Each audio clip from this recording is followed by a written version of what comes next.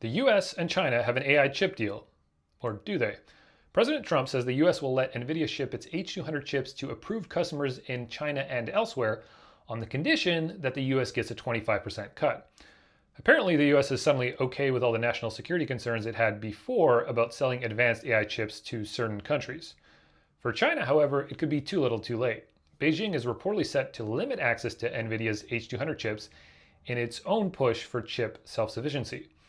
In other words, after experiencing all the uncertainty of the US's foreign policy around AI chips, China is no longer really interested, and it's focusing on developing its own tech.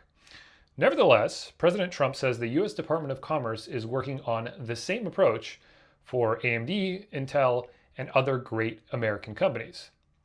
If this sounds familiar, that's because back in August, the US declared that NVIDIA and AMD would have to agree to pay the US government 15% of chip revenue from their China sales, as a condition of being granted export licenses.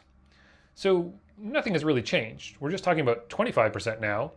Everyone is still just as confused about how this will work in practice, and China is taking advantage of all the chaos.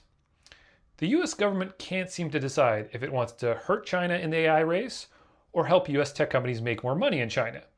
So it's struggling to do both.